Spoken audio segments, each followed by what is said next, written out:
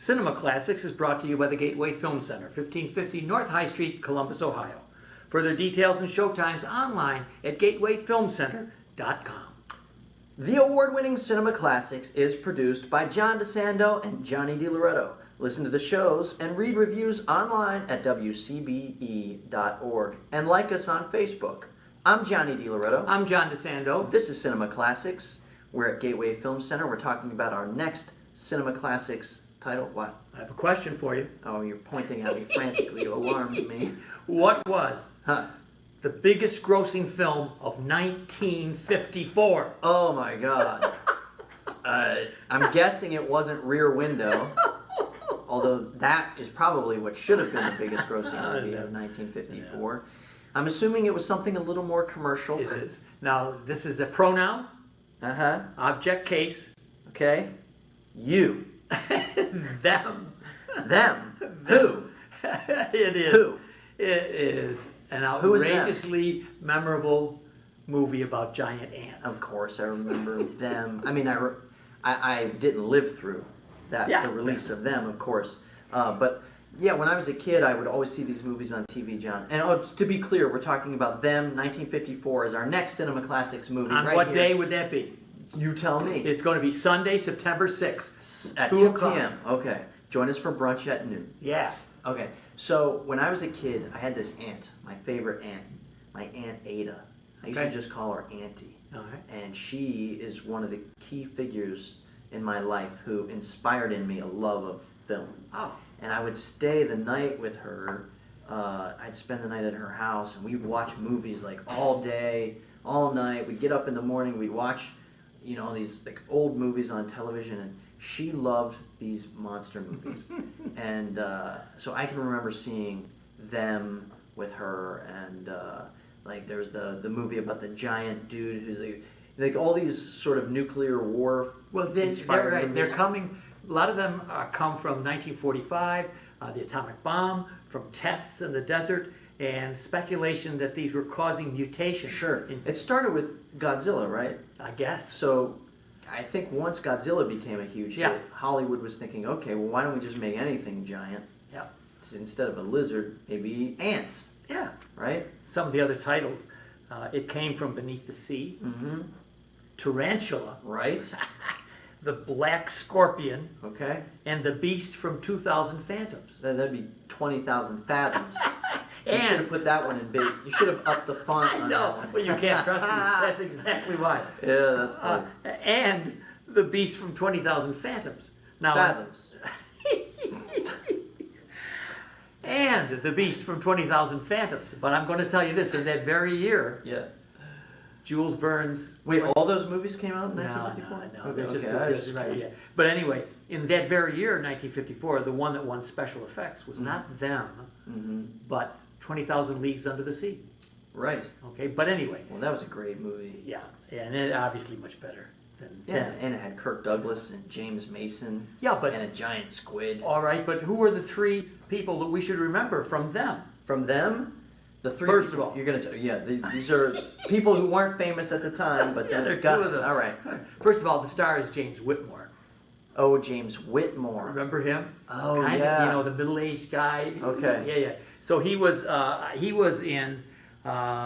James Whitmore went on. He was nominated for Give 'Em Hell, Harry. Oh yeah. No. But anyway, he was. Everybody's going. Oh yeah. He was on TV. He was. But the two people. He had really big eyebrows, if I recall. James two Whitmore. big people here to remember. Okay. That some of our audience will remember. All right. The first one is. Actually, there are three.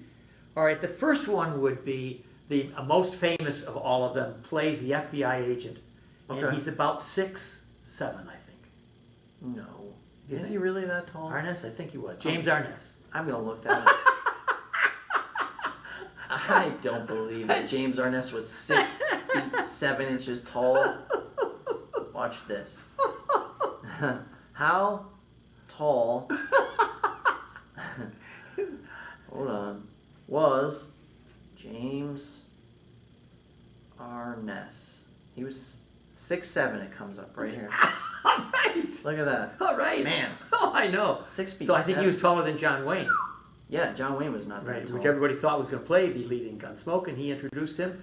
So James Arness played the FBI agent Yeah. in them. He was also he was in another famous monster movie before this. Do you know what it was? He played the monster. He didn't played the monster in I don't know. The Thing from Another Planet. Okay. Yeah. Which later was just shortened to The Thing. All right. Here's somebody that may be equally as famous as James Arness, maybe more so. Okay. He plays the soldier. No. Yeah. He plays the Texas Ranger. Wait a minute now. Oh no. This star plays the Texas pilot. Okay.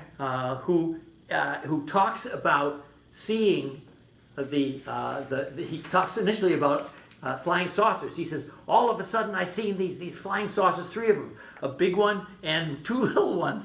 They were shaped like ants. Anyway, he went on. Flying saucers shaped like ants? Yeah, well, it was a crazy role for Yeah. this guy. Even, I think, uncredited. Really? Who was it? All right. Walt Disney immediately picked him up to play one of the most famous TV heroes of all time. This was Mickey Mouse. This was Fess Parker. Fess Parker. He played Davy Crockett. Davy Crockett. Thank Yeah. you, sir. I always get him confused with Daniel Boone, but I remember the song, Davy Crockett. Right? All right. Here's another one. Good Lord, that was a long way around. All right. Here's getting to a Fess third Parker. star Mhm. hidden in here. He may be the one who's uncredited. Anyway, he reads off the wire service description. Okay. He walks through as a soldier, I believe. Okay. And this is, at that time, not famous, but 12 years later, he becomes internationally famous, even to this day when he died last year, Okay. Leonard Nimoy. Was it Leonard Nimoy? Yeah. Oh, interesting. Okay. Anyway. Where do you see this? Where's this in your notes? What? I don't see Leonard how about Nimoy. down somewhere around here? I think you're wrong. Are you talking about Edmund Gwenn, No! who was Santa Claus in Miracle on 34th You know, Street? I realize- Now, I'm going to go to Google again and see if Leonard I'm going to go to Google again and see if Leonard Nimoy was indeed in them. Leonard Nimoy, Oh, God. Oh. them. Here we go. Let's see. Was he indeed in the movie? He's Them? uncredited, I said. Oh, he's uncredited. Right. Mm. Anyway, see if you can. It says here he was still getting small, often uncredited parts like an Army telex operator in them. All right. All You right. got it. Man. Anyway. You took me to the mat on 2 challenges. No, anyway, what's important about this film is that it takes 28 minutes for the giant ant. Now, these were 8-foot ants. There were only 2 that they made for the film. A full-bodied one and one with just the head so they could do close-ups of it. Yeah. But it looked like an army of data. They didn't have FX at that time, so I don't know how they did What do it, you but mean? they have one. They had special effects. They just Yeah. didn't have digital Well, effects. yeah. They had to actually do things and Yeah, build yeah, things. yeah. Not So- just tap away on a Right. computer and hit the space bar and, delete and control 28 F5. minutes before the monster appears. Now this is back to you were going to like, because I know you did such a great job on our class, Film School, Yeah. on Jaws, Hmm. and pointing out how long it took before we saw the shark. Right. And here we have it again. This is old-time suspense, baby. Right, now see, I remember there's a scene early on in the movie where a police officer, you see these giant mandibles crash through a window right. and grab the cop and pull him out. Okay. So like we don't see the whole ant, but I always thought that was great. Okay. That you're just seeing the mandible. Yeah. And in one place there's just noise, scream, Yeah, this- whatever. You don't see it. So Right. it takes a while to see it, which I think is so cool. Now everybody has to have the rush right away. Yeah. The- Ants, quite frankly, if they really were that big, they would take over because they're much more socially organized than we are, Thank you.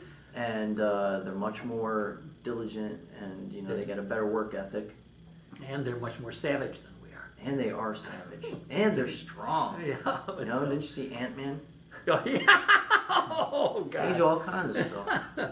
But in here, another actor you mentioned, Edmund Gwenn, Mm-hmm. who won an Oscar for his role in Miracle on 34th Street, plays a very convincing scientist. In these movies, you have to have the scientist. Yeah. He's the one who sets things straight, presents the foreboding as to what is going to happen when we as humans get out of control. Yeah. In this case.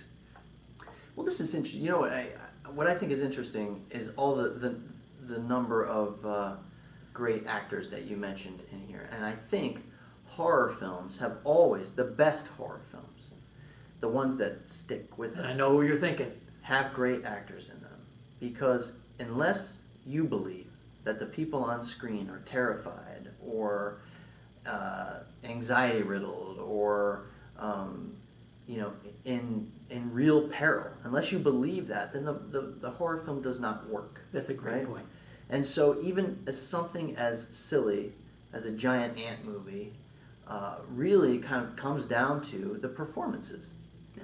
I mean, even if the effects are... Now, I have a lot of nostalgia for old school practical effects that were built by hand and that required some sort of camera trickery, but that wasn't built in a computer, and that the actors are actually reacting to things that are there in front of them. No. I think you can't trade that in. No, and your point is very well taken on the most famous actor in any horror movie that I know who became an international star. Okay. And this would be from maybe The Blob.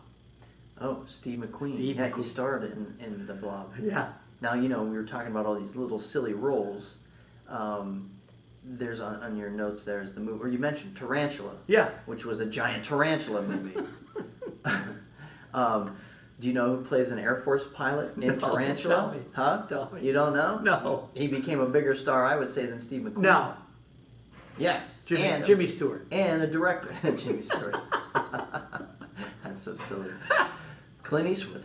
Oh, okay. Yeah, he. Yeah, I think you right got me on before that one, yeah. Rawhide. Yeah. He played an Air Force pilot in Tarantula. Anyway, you're going to hear us repeat some of this information if you come on Sunday, September 6th to see them. I'll tell you what, come on Sunday, September 6th, and tell us what your favorite giant monster movie is. Thank you. And I don't know, And we'll we give you a free popcorn. We have one regular. How about that?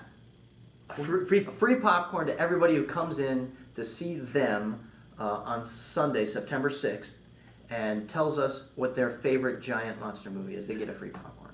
I'm going to be there. Your popcorn is taken care of.